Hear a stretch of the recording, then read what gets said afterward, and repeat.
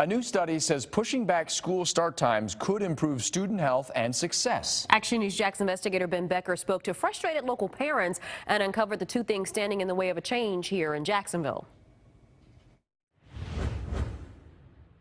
It's 5:30 a.m. Thank you. And the Jaffa family's already up.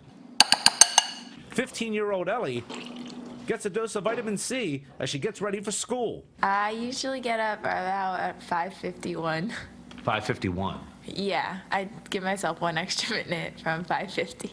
A sophomore at Mandarin High School, Jaffa also runs cross country and spends many mornings getting last-minute studying in. I'm pretty awake now, but by the time it gets to the last period, I'm pretty tired. Jaffa heads to the bus stop before the sun has even come up.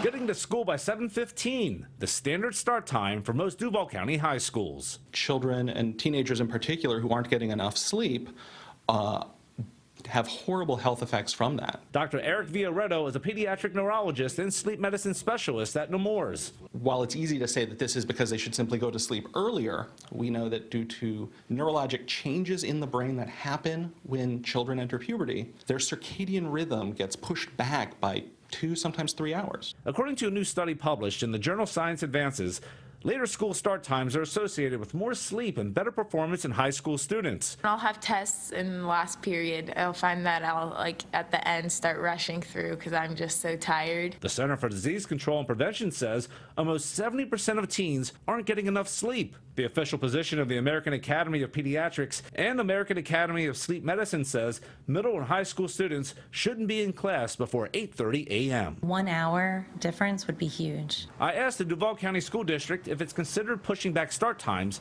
and was told in part, we've explored the option of starting later at the high school level, but the increase in cost would disrupt our ability to offer equal access to all parents and students to magnet programs. It's not good for academic achievement. Scott Shine is a former Duval County School Board member.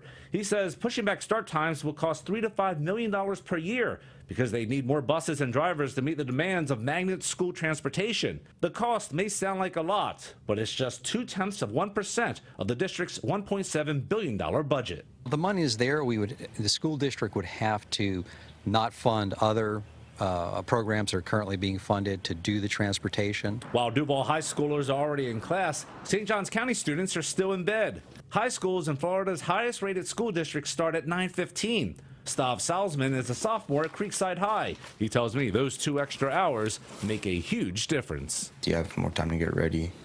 7:15, you're coming in slumped and tired. As for the Jaffas, Ellie's father says something has to give. A lot of times she'll come home from school and we'll check on her to see if she's doing her homework, and she'll be passed out on the couch. With local families left to deal with the impacts of a sleepy student body. Ben Becker, CBS 47, Action News Jax.